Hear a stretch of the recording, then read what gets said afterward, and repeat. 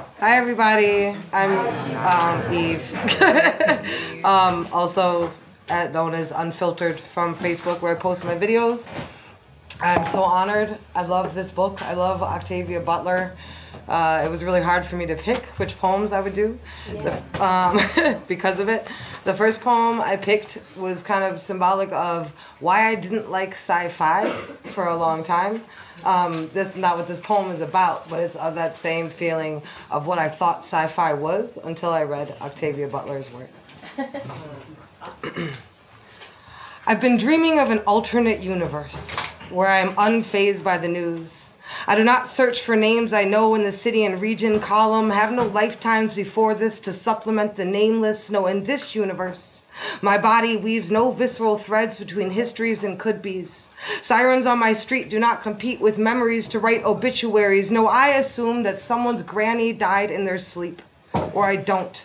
Because I don't care. Because everyone I know is okay. Everyone I know is okay in this place. I write poetry about cute boys and lakes. Without imagining their eyes as they lean over on top and in me, I'd skip pebbles, watch ripples, wouldn't wonder how many bodies lay bloated at the bottom. Yes, on this plane, corner memorials don't litter my sidewalk. Empty bottles and stuffed animals blocking the path to inner peace. Enlightenment can be achieved on a beach, at a yoga retreat. I wouldn't see the orphan children seeking safe haven, breaking bodies instead of bread. Wouldn't hear the screams and the waves as they crashed on sand, wouldn't hold my breath. My skin, like my conscience, would be protected from decomp, and I could just inhale. Breathe, sweet, sweet ocean breeze. See, I draw portraits of butterflies, landscapes of mountain peaks, paint possibilities I didn't think were so far stretched they'd rip the canvas because I wouldn't think. I'd say fuck it, break the bank for that concert outfit, finally buy the shit on my Amazon and my eBay wish list because I wouldn't be on disability, wondering if I'm gonna be evicted in 45 days and YOLO, cause yeah, I'd say YOLO out loud in this place. I'd stay out of politics. I wouldn't wear them when I dine with friends. Designer gowns stitched with pre-existing conditions. Chain gang cotton, twice soaked in polar ice cap. I'd relax, wearing practical shoes. Wouldn't have bunions or wonder how fast I could run in them. Exactly where I should kick. I wouldn't insist on sitting with my back against the wall. Wouldn't look back. Wouldn't tense. In this universe, I'd chill, with or without a drink. Have no problem picnicking, hiking, taking that long drive across the countryside. I'd go jogging at night, in the morning, early, alone, with headphones in, without considering if one girl's running path is another man's deserted opportunity. No, in this universe, me and my girlfriend's only regrets would be the boys and girls we didn't kiss. Flashbacks consist of spilled drinks and unsolicited dick pics, period stains on a white dress, cause in this universe, I'd be a little bitch. Never would have took up boxing to see how hard I could be hit. No, I do gymnastics or tap dance, make epic connections, but about nature and cute old people watching. The golden retrievers running, jumping through a sunflower field would inspire a haiku. Cause yeah, I'd write haikus. Because in this universe, I wouldn't have to dream of an alternate universe where I wouldn't have to worry about my son growing up.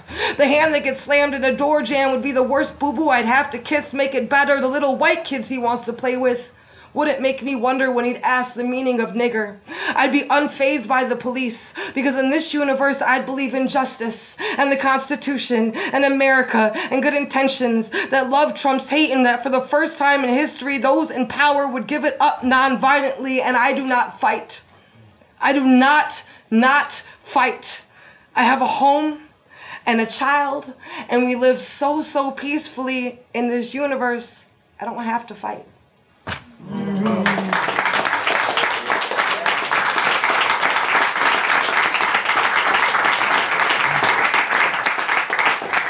Yeah, so I thought sci-fi wasn't something that we could touch, but it was like my impression of what's that novel, P. Anderson or Pierce Anderson. or like Pierce Anthony or Pierce Paul Anthony, Anderson? I just, it wasn't something that it spoke to any sort of reality to me as a kid growing up until I read Octavia Butler.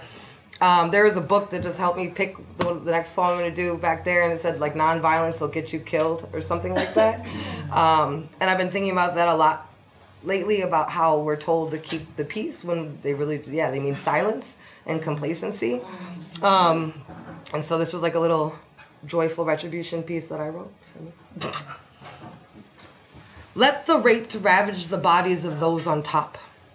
Bask in their nose, so every yes from forever forward be gloriously interrupted by our hands, our voices, marked by that putrid scent that marks the unclean thing that we think we become after, become there before. Forevermore. Yes, let the rapist be stuck in a cycle of 20 minutes of fun. Every fantasy of would-be's be replaced by flashbacks they can't escape till their appetite is wet with fear and regret, wondering if they really should have had that drink, worn that dress. Let the prostitutes turn tricks out of their pimps, selling them for shots of lemonade, pick-up games in the courtyards of crusty motels. Let the child soldiers, past and present, form a horde, evoke the spirits of their slaughtered mothers, resurrect an army of their ghostlim fathers, rebelling against all bloodthirsty hoarders, so each unnatural resource harvested minds them of their innocence, raids it from each bullet, each slice of a machete. Let the trafficked traffic their buyers, peddling their joyful moments on Thai street corners in dark web bidding wars. 100 baht for a first kiss, 20 Bitcoin for a mother's bedtime ritual. Family dinners come free with each purchase of a pivotal memory. Let the refugees lay wreckage to the refuge of turnt cheeks. The huddled and weary overtake the mansions, castles, barracks, turn oppressors, screws, sending them through nightmares they never knew could be true. On rickety ricocheting boats across torrent waters, infuse their pores with sarin, lungs with the sand of relentless deserts, ingesting the dust of everything they called home, wondering if that was not their mother, lover, baby brother they just coughed up. Yes, let those whose tongues have been silenced, stripped and forgotten, whose bodies have been cleansed, deemed unworthy or less than the imprisoned, ghetto descendants of concentration camps, the queer, non-binary, gender transcending, take over the televisions, the radio stations, schools, nationalize our speech so they be forced to erase what's left, hide it and bury it in the name of survival or success. Let them feel alienated, distressed, threatened. Yes, let those who grit their teeth squirm in their seats, more disturbed by the vision of the oppressed rising up than the oppression, be forced to watch it, look inward, carve it out, and then let us be.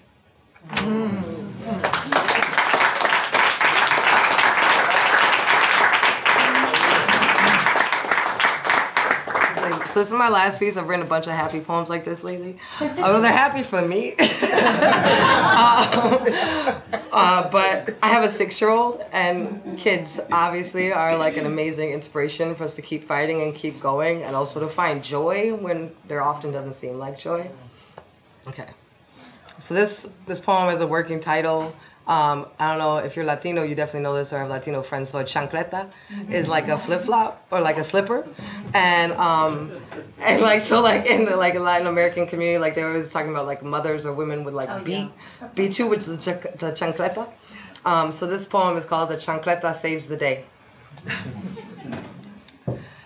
I only ever go to the library for lightweight things, full of gore and 5th grade vocabulary like James Patterson.